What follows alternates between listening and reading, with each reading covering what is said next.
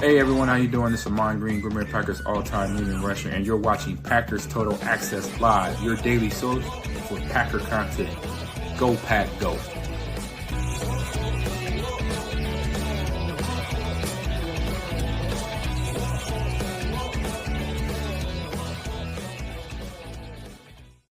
What's up, guys? Welcome into Packers Total Access. My name is Clayton. You can check us out on Packernet.com. Find me on Twitter at Packers_Access. Joined alongside Jacob in Wisconsin as we're excited to bring you guys a live stream during training camp practice. Going to be giving you all the updates in real time, just in here talking Packers. It's going to be a great time. So if you would hit that like on the way in, do that YouTube stuff for us. Subscribe if you're new here. Welcome into PTA. We're not experts here. We're not insiders. We're not media members. What we are fans just like you out here talking Packers on a daily basis. So if you like Packers daily content, if you like pregame shows, postgame shows, film breakdown, the whole 9 yards, make sure you hit subscribe. And we appreciate you making us a part of your Sunday morning. And I know there's many people heading off to church right now, I'm sure. We typically, it never fails, Jacob. We do a Sunday stream around this time. Somebody will put in the comments, walking in the building, or I'm back here in the back pew trying to listen in. We don't want that. Don't make the roof cave in on that place, all right? Pay attention, and you can watch this later. But, Jacob, how you doing, mate? I'm doing pretty good. Didn't think we'd have anybody following in, but all of a sudden we got a bunch of people following the chat here, and it's a beautiful day where I am, at least in Wisconsin. So I have to imagine that over there on the other side of the state, it's a really, really great day for practice. So here we go. Yeah, absolutely. Is at by Ryan Wood put the tweet out. We got Evan Williams riding the bike over. He was actually asked on his way to practice, seems like, the potential for a 16-team college football playoff. He said, quote, "That's too much." Got to love Evan Williams out here hanging out with the kiddies early on. And I know Matt LaFleur was at the podium just a second ago. We'll get a couple of quotes from him.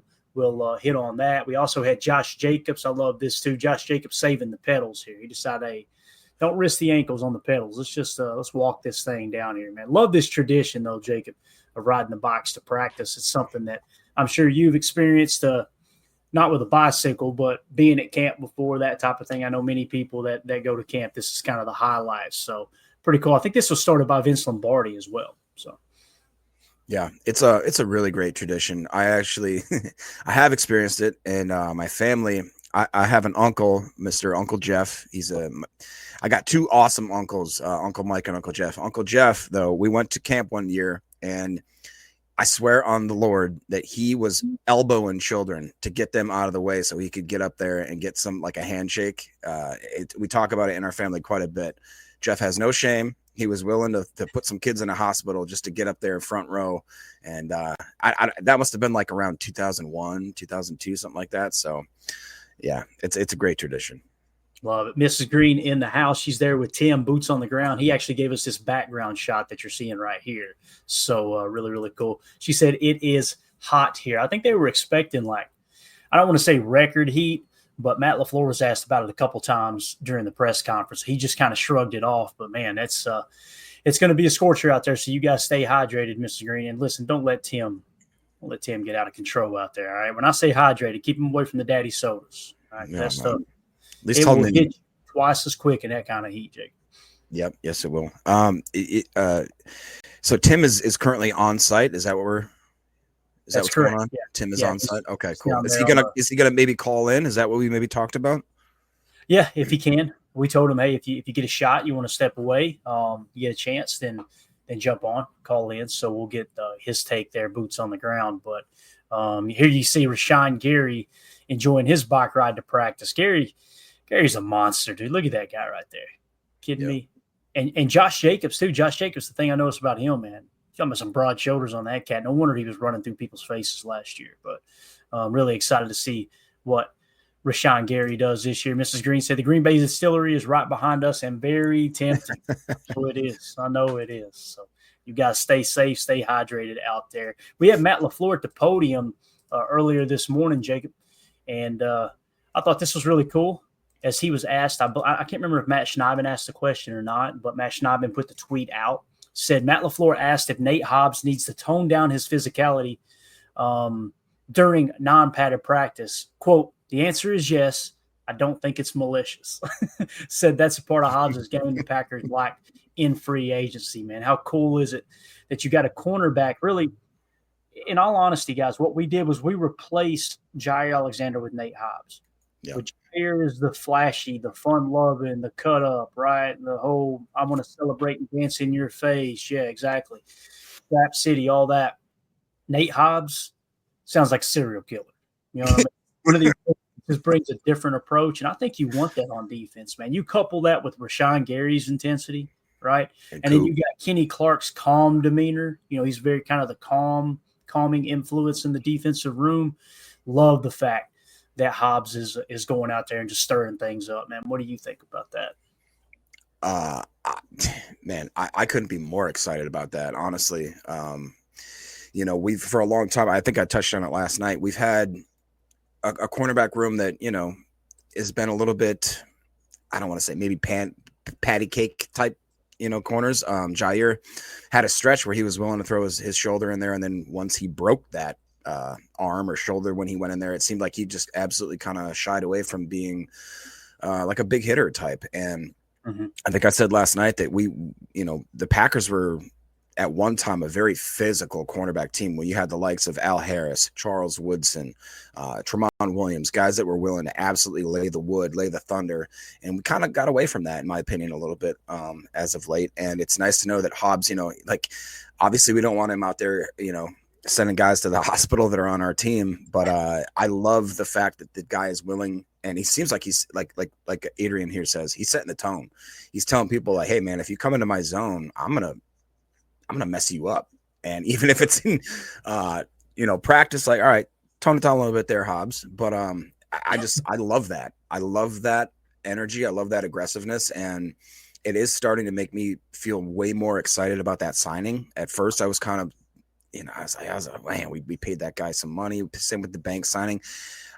I need to take a step back and realize that almost every single free agent signing that we've had in the last, I don't know, 5 to 10 years, especially under Gutekunst, has been really substantial to the point where like they've been difference makers. I mean, I really do think that Hobbs is coming in with a lot of intensity, and I think he's raising the bar for those other guys in that room saying, hey dude, this is how I play football. You guys want to get on board, or you want to just cast me out as some psycho?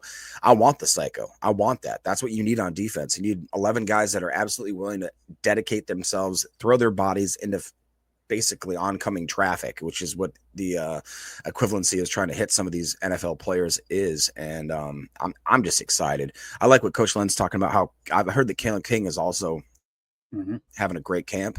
Have you heard anything more about that? Hey, look at that. Look at this. It's almost like we planned it. I know it, man. Paul Brett, we didn't. We planned nothing on this show. Paul Brettel had a quote here from Matt LaFleur at the presser earlier. It says, quote, I think he's had a pretty impressive 3 days, LaFleur said of Kalen King. He's off to a really strong start, LaFleur says. And listen, we talked about this last year. We were expecting big things from Kalen King for a 7th-round pick, a guy that was highly touted coming out of college. Highly touted going into his final year of college, and then he just sank on draft boards, right? He kind of struggled his last year in college. Another perfect example of what we talked about, what happened with Jaden Reed. Take a step back your final year in college, and Goody goes back 2 years and says, that dude can play ball. Let's give him a shot. So, I'm excited about Kalen King. I think he's got some tools in the bag that will allow him to play slot if you need him to. I would rather see him on the corner, but it's going to be interesting to see how he plays out, or how he plays into this team here. Coach Lynn says Hobbs and Valentine working together will be huge for our secondary. I could not agree more, Coach, because they got that bond where they've known each other for so long that I think that's going to be magical. I really do, man. And Keyshawn, too. I've seen somebody tweet out earlier, Keyshawn Nixon was the first person on the practice field today. So Keyshawn, you think Keyshawn isn't hearing about Nate Hobbs? You think Keyshawn isn't hearing people like us talk about Carrington Valentine being the best corner in the room last year? Telling you, man, Keyshawn's a competitor, Jacob. I think he's cut more from the cloth of Nate Hobbs than Jair Alexander in terms of intensity and willing to hit and things like that. But he does bring a little more mellow approach than Nate Hobbs does. But what do you think about that with Keyshawn, and anything you want to add here with Kalen King as well? Yeah, I mean, I've been always on the fence with Keyshawn. I'm not gonna lie, but every time I watch tape on him, he's just like Adrian Senior. He's a dog. He comes in and he is that type of cornerback that I really want all of our cornerbacks to be, where he's willing to lower the head. He's willing to lower his body and kind of make hits, and he's willing seemingly to do whatever they ask him to do. I know he had that stint at the end of the year where they're like, I don't want to be returning kicks anymore. I don't know if that's going to hold true going into this, because he is a difference maker in that way. I really do believe that. And maybe he was just frustrated. And honestly, if you put a camera and a microphone on my face after I lose one of the most important things that I have, we forget that NFL players, that's their career, right? So like if you have the worst day of your job and somebody shoves a camera and a microphone in your face, I'd probably say some stupid stuff too. I'd probably say some stuff that like I wish I could take back. I'm not speaking for Keyshawn in any way, obviously. So, we'll have to let him decide what he thinks. But if I had my druthers, I would love Keyshawn returning kicks. I would love to maybe put somebody else back in punts and see how that works out. But I really do think that he is going to be, if not a starter, he's going to be an integral part of this team. I think he will still be a starter. I just don't necessarily know how that's going to pan out as far as the depth chart and everything else. But man, it's fun to have this conversation, because that's a great problem to have. It really is, man. Ryan Wood just tweeted out this video. Everybody running on the field. You seen Savion? Okay, no helmet. What's that? Brenton Cox, baby. You got it. And Savion Williams did not have a helmet, so I imagine concussion protocol is still kind of playing that safe there. No big deal. Look at Big Anthony Belt, 71 here, Jake. Are you kidding me? Could you imagine lining up across from that guy? I mean, look, Carl Brooks is a big fella. Did you see Anthony Belton compared to Carl Brooks? Yeah. That is big. wild, man. He big. Rashawn Gary. Look at Stackhouse. Oh, yeah, big stack. Look at the legs, dude. And listen, he's not fat either, man. You see the arms are cut. He's just a big boy. There's Isaiah Simmons, number 28, right? We got Nate Hobbs there coming in, number 20. I love the fact that Nate Hobbs is wearing 21, too. Does that not bring back good memories for you, Jacob? Oh, 100%. Mr. Woodson. Yes, sir. Yes, sir. Yeah. So just kind of getting a look at everybody around the field. There's Edge, Big Ezra Cooper. I'm excited about the season he's going to have. Look at Tucker. Oh, dude. Look at the pipe. He's thick. And look, Jordan's another one. No, look at, I'm not trying to be weirdo here, but Jordan's legs, like, does it not look like that dude put on a little bit of muscle too? Like, seriously, I remember him being skinny last year. Now it looks like Jordan's kind of thickened up, and it reminds you of Brett Favre when he first came to the Packers. It seemed like year two, all of a sudden, boom, he looked like a linebacker. You know what I mean? Now Brett was on as they said, Ed Touffet and hops, right? That my man was just shotgunning beers, how he put his weight on, not Jordan. Jordan out here taking care of his body. Yeah, maybe some painkillers here and there. Who knows? Yeah, but mix those in every now and again. So thicken them up a little bit. But it is really great to see these guys. They all look in football shape. And I really, really look here. Coach Lund said he's 225 plus. If that's the case, man. And honestly, what it made me think of was, remember when Rodgers all of a sudden late in his career was like, hey, man, I've been working out legs a lot. And I realized that when I work out legs, it helps my whole body. I feel like that Jordan, after going through the injury riddled season that he had last year, was like, all right, I'm going to get in the gym and do maybe like that Saquon / Josh Jacobs. I'm not saying he's got to deadlift like 600 pounds or whatever those guys do, but like just get in there, do some attention to the legs, the old quads, the old hammies, and see if that maybe helps yourself with the stepping into throws, that release, the footwork, all that. You can't tell me that doesn't help them. And look at Baron Sorrell right there. Oh man, I'm so excited. This is so cool. Yeah. I love it. Who's 49? Remind me who 49 is, because he looked fired up coming out of there. Probably somebody that won't be here tomorrow, right? I actually was. I think I pitched this to you. I would love if we had like a segment where we got to know the new guys with the numbers. The problem is that we have to wait until after camp gets done, because right now we got guys that are dueling numbers right now. So yeah, see if we got a 49 on this early depth chart here. Who is 49? Alexander Deslin Alexander? Deslin Alexander. Gotcha. Yeah. So yeah, it's pretty cool, man. Seeing these guys out here on the field. So. Looks like Tim just threw a tweet out here as well. We'll drop this down for a second. Pull up his tweet as we, like I said, got Tim. I bet you guys can't guess where Tim's hanging out, which side of the field, right? He's over there with the defense, baby. Quay Walker getting started on his work right away. So Quay Walker out there rehabbing once again. I love the fact that he's just doing everything he can to get ready for the season coming up. I'm really, really excited what Quay can put together here in 2025. And I want to give a shout out to everybody in the chat, everybody piling in now. Got a huge crowd. If you guys would do us a big favor, take a quick second, hit that like button for us. If you're new here, subscribe. We'll be going live all year long. All the content you want, Packers daily content, will be right here on this channel. We appreciate y'all making us part of your early morning, afternoon, as we're about to break into the afternoon down here in the South. But I just want to, give a shout out to everybody in the chat. Thank y'all so much. When you hit that like button, it boosts the algorithm and lets other people know, hey, maybe this show doesn't suck. And when they get in here, they'll realize the show sucks, but at least they got in here. So we appreciate y'all doing that for us. Could I add to also, just if you guys could share? I've seen a lot of studies that like sharing the stream really, really helps a lot. So like, subscribe, share if you could. That helps a ton. Yeah, definitely. And I want to give a shout out to Wes Hodkiewicz. He had put a couple tweets out earlier from the presser. We'll hit on these as they're getting going through stretches and everything. Not Wes Hodkiewicz, but the players. LaFleur on Josh Jacobs mentoring Marshawn Lloyd. Quote, I think Josh has done a really good job of taking him under his wing and guide him. Jacob, you remember last year there was an article that came out. I can't remember who wrote it, but they said that Josh Jacobs was actually forcing Marshawn Lloyd to ride to practice with him.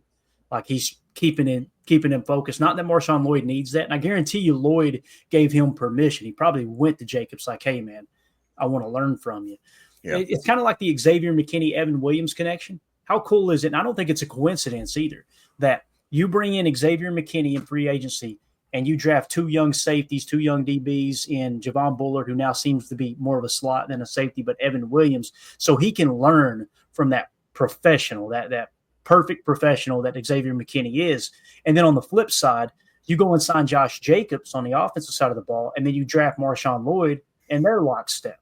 It's just one of those things that we're going to look up in 3 to 5 years, and hopefully they were hits in the draft, and now they've got to learn from two of the best. If that makes sense. So as Adrian says here in the chat, see you, buddy. He says Josh Jacobs is an awesome leader. What do you think about that, though, Jacobs taking Marshawn Lloyd under his wing like that? I think that's the reason why we're so meticulous and pinpoint with how we sign our free agents. We don't do it willy-nilly. We don't just grab guys off the street and say, hey, we're going to plug and play you right here. I really do believe that Gutekunst and prior GMs and front office people understand that there's a situation where you can't just plug and play guys that aren't going to be a fit for this community, for this team, for being mentors.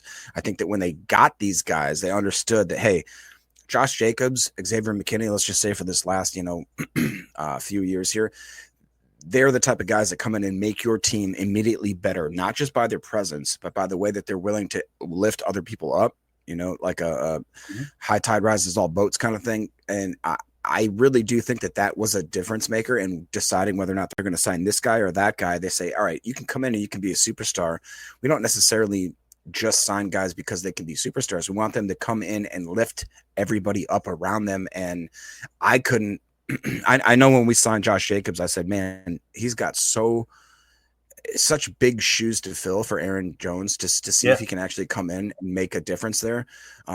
Wasn't so much in the safety room because X was coming in and absolutely making that safety room immediately better because of what we had the year before. But I just say that both those guys, they came in and they didn't just say, hey, I'm a stud, I'm a superstar, this is me, grovel at my feet kind of thing. Like you said, Jacobs is like, hey, bro, I'm going to take you to practice. Come with me. Come learn with me. Like, let's do this together. Xavier is absolutely, in my opinion, teaching Evan Williams, even guys like Bullard, the man, the myth, the legend. Who's the guy that doesn't exist? I can't remember him now.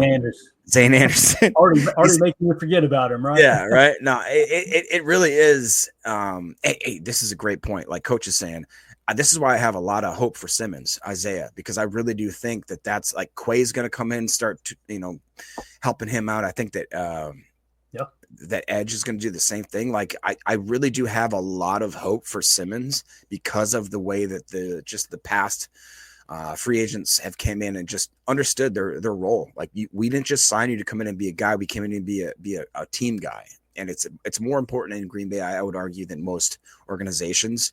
And that, again, I take my hat off to Goody and the front office because they do everybody gives them criticism for not making so many moves. We make pinpointed small moves that absolutely help the team. Yep. And I think that's very underrated in this day and age.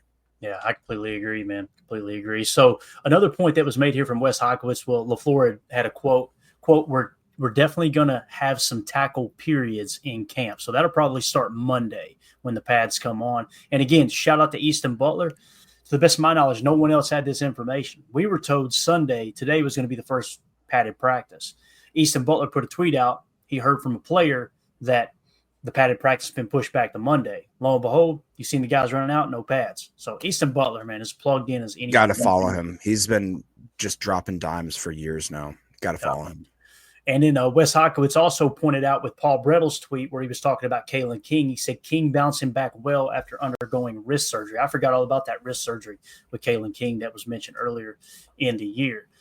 So definitely keep your eye on that as well. We got some news here from Matt Schneidman on Aaron Banks, it looks like. He says Aaron Banks has a helmet on and is participating in the beginning of practice after missing a day and a half with a back injury. So that's a great sign, Jacob, as you look at this offensive line. You listen, Aaron Banks is a pro. He's been in the league for several years now, but you still got to create some of that chemistry, right? You want as often as possible. That's why we want Elton back as soon as possible as well. You want it to be your starting five. And to me, it looks like it's going to be Rasheed Walker, left tackle, Aaron Banks, left guard, Elton Jenkins, center.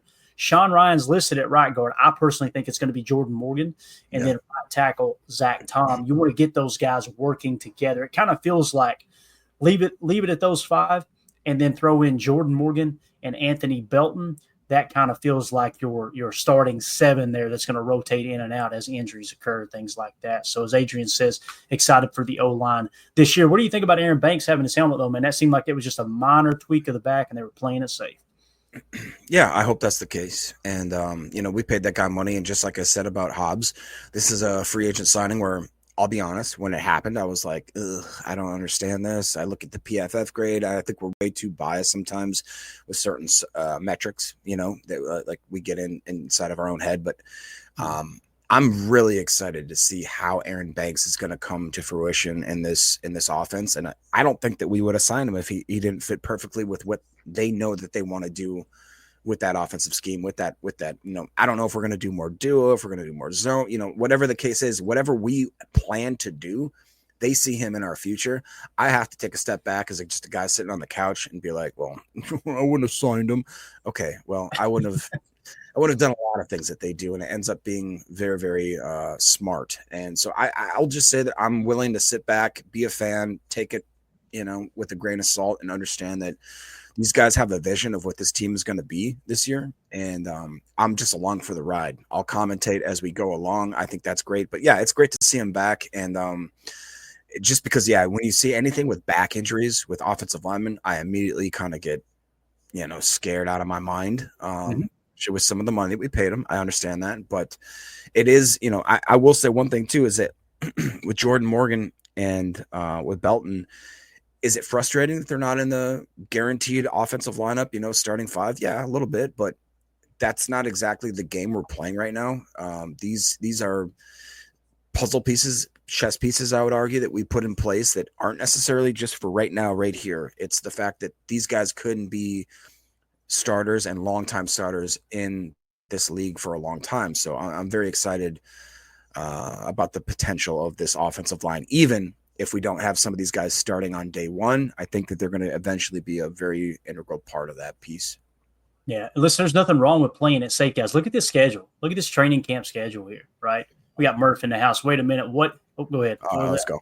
Wait a minute. What is this? I walked into a midday live.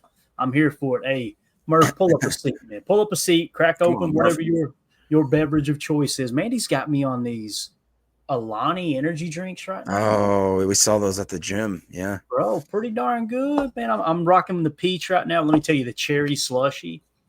Mandy's like, that's our big seller. He's like, don't think it's safe that you're drinking that many. I'm like, I don't care. So yeah, they're pretty good though, man. Go ahead, sponsor the show, Alani. I think that's how you say it, Alani. Yeah, it's Alani. So anyway, when you talk about these injuries, we're 3 practices in, and they were holding guys out in practice 2.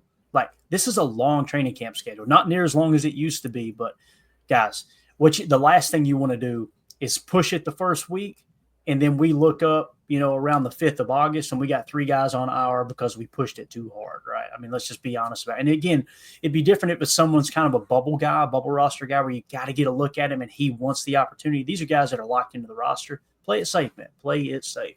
Packers on top in the chat says, I'm going to the practice tomorrow and the family night. Let's go. That's awesome.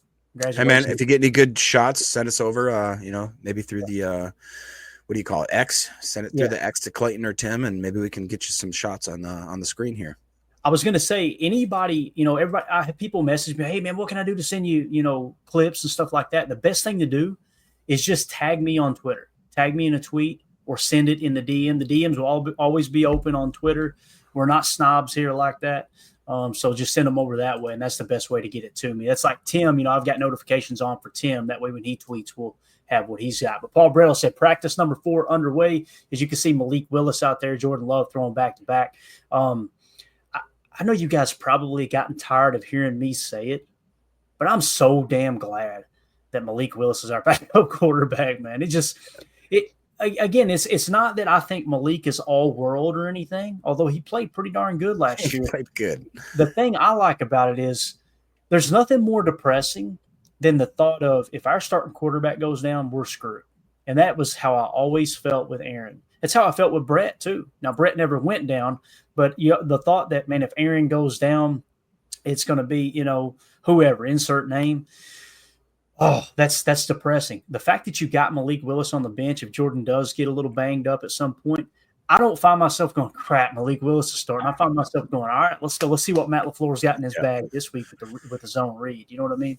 I think what's more impressive is that we've known what Malik had in his legs, his playmaking ability. If you watch his tape at Liberty, the dude was just, God, I'm honestly surprised he didn't go higher in the draft with just how impressive he was. I think what's more impressive than that was that he got to the NFL, he got to the show. We saw what he did, and those games where Love couldn't play, and he went in there and absolutely won. Like, didn't he win every game he started for us? Like, the guy was just an absolute stud. Yeah. And when he goes in there now looking at him, I think that's most impressive about him is that he's honed his actual arm, his accuracy, the way that he's throwing the ball right now. I'm telling you, I guarantee you the Titans wish they had him back. I guarantee you that they wish that they had him back.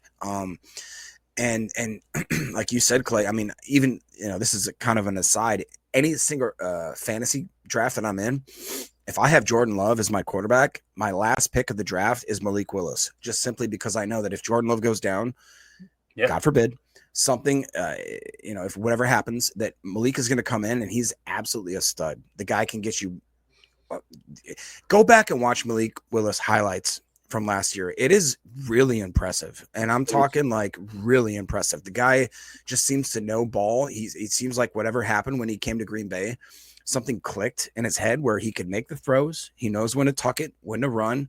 He knows how to run, where the sticks are. Like it is a little bit impressive. And I would attribute some of that now to him being a complete quarterback, to the fact that the Green Bay Packers organization knows how to groom and make quarterbacks really, really well. You know what I mean? Like they really do have that kind of, it's a quarterback whisperer type team. I know people like to talk about Kevin O'Connell and other, coaches that have a way to kind of get the most out of their quarterbacks. I would argue that Matt LaFleur has to be in that conversation as well. Yeah, no, completely. And again, I tend to lean towards it was more LaFleur than Malik Willis. But one play that sticks out to me was at Lambeau. I think it was against the Colts. Malik throws like a 15-yard out route, and it goes right by the DB's fingertips.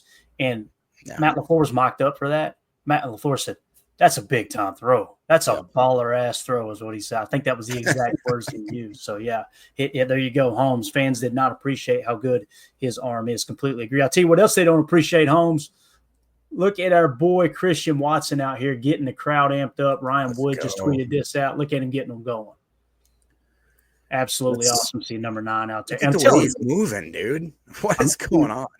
And here's the thing, too, with Christian, and the reason it's so valuable, I think, that they keep him around and why I want them to extend him, as soon as they as soon as they have confirmed, hey, the knee's good, there's no extra damage there. Because, sometimes that stuff can kind of resurface, right?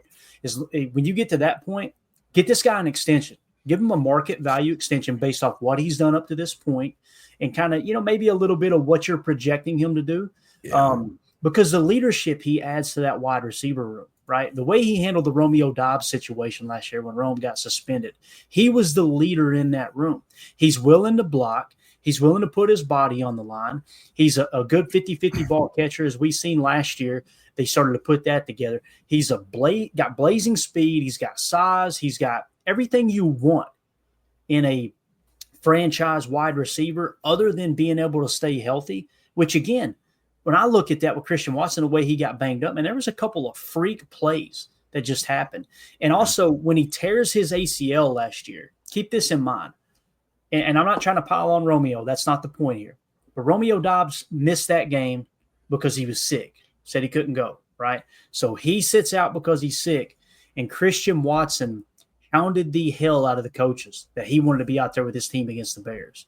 And then he's recovering from, all the injuries that he had sustained, trying to get the hammy right. I think it was a quad last year. Or no, it was a knee bruise. Remember, he took that real funny hit when he landed on it in the end zone after, I think, scoring a touchdown, I believe. Maybe it was an incomplete pass. But that's what kind of led to the ACL in the knee there. So, again, man, I think it's just somebody that leadership has value. It really does. Get that dude. I'm not saying you go break the bank and give him $35 million per. And I'm full disclosure. If Christian Watson's asking for top wide receiver money, like number one wide receiver money, top three wide receiver money, I'm not willing to pay that. I'm not. But a fair market value, which is going to be damn good money, I think he's worth it too.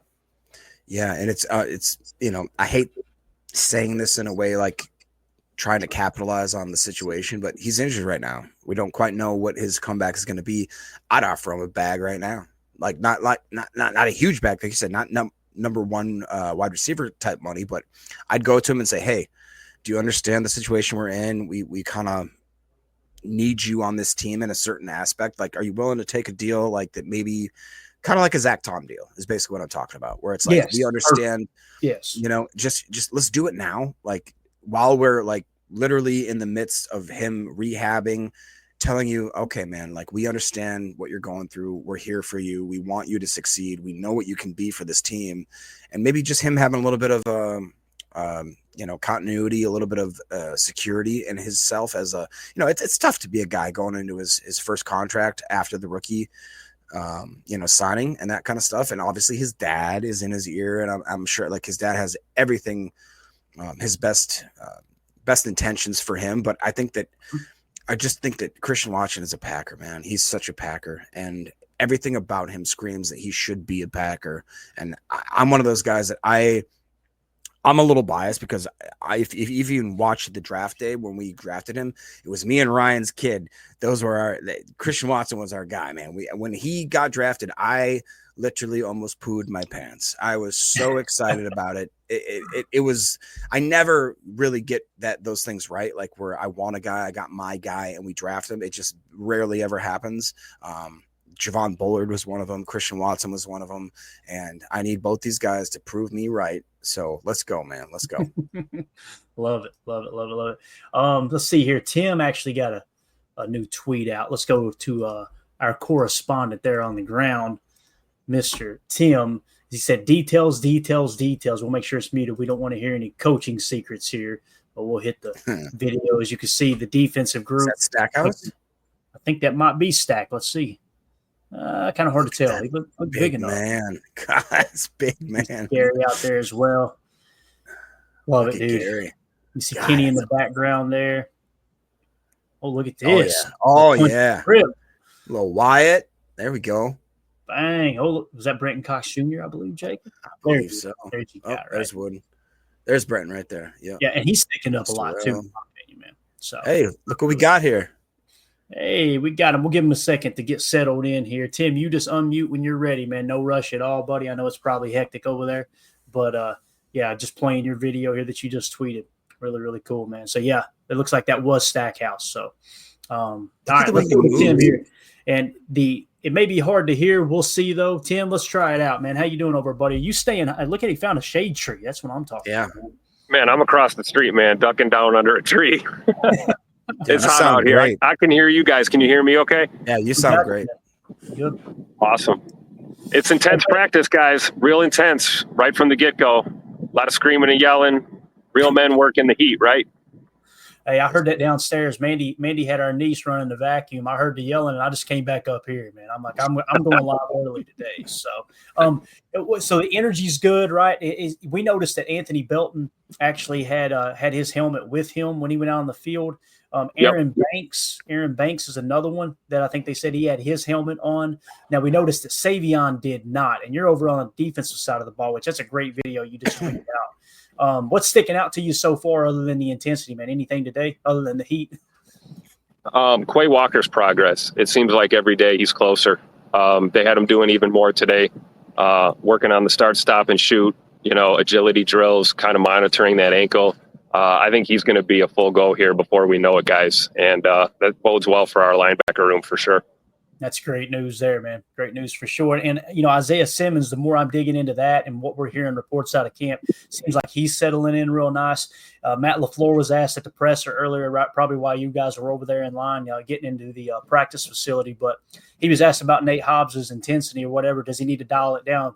Matt said, yeah, but it's not malicious. So sounds like Nate Hobbs is kind of steering the ship over there in terms of the DB room. Would you agree with that? Oh, yeah, absolutely. I mean, he's a vocal leader, but he's also a lead by example guy, much like 52 there you just saw on your screen, Mr. Rashawn Gary on the front. So it's nice having a guy like Nate Hobbs in that cornerback room to be that leader. And then, you've got, Xavier McKinney in the safety room doing the same thing. So we are poised with a lot of, veteran leadership and, youthful talent on this defense. And I think we're going to look really good this year, guys. Yeah, I'm excited about that. One last question here, Tim. Ron Sample in the chat said Savion has his helmet now, according to Matt Schneidman. You're probably on the opposite side of the field, I would imagine. If you see any, catch any wind of that or whatever, just shoot a tweet out. We'll be following your Twitter account all day long. I will do that. I'll keep an eye out for him for sure. Yeah, really eager to see how quick Savion gets back out there. Jacob, do you have something, man? Yeah, I was just going to ask Tim, from your perspective, is there anybody that you see that just jumps off the field as far as like just looking incredible as far as their stature? Is there anybody that looks thicker? You know what I'm saying? Like get that Hafley, that he looks thick. Is there anybody that seems like they progressed quite drastically from year to year, in your opinion? Kind of hard. Most of the question, I think it's a thickness factor question. Yeah. I'll tell you what, Nas Stackhouse looks there you go. Looks like a monster. Just said that. My wife actually made a great observation. She's out here with me today too. She noticed that he seems to have a little bit shorter of reach, kind of something we were talking about, when we were putting a draft grade on him, and maybe one of the reasons why he became a UDFA ultimately. But he looks good out here, and he's working hard. I see him doing a lot of one-on-one with Rashawn. Rashawn kind of seems to be taking him under his wing a little bit. So I think the thickness factor goes to Nazir Stackhouse for sure. And then, of course, our boy Brenton Cox Jr., it looks like he put on another 10 pounds of muscle between, I don't know, yesterday and today or something. I don't know. He looks bigger every time I see that guy. Yeah, I noticed that too, man, when he was close to the camera just a second ago. And you could tell it's good weight too. It's not bad. It's not the weight I'm carrying. You know what I'm saying? It's the good stuff. So all right, buddy, we'll let you get back to it, man. You stay hydrated out there. And if you want to jump back on, you just jump back on anytime. For sure. If not, I'll see you guys tonight. All right. Appreciate you, Tim. Take care. See ya. That is the guy who's officially. Here we go. Bye, guys.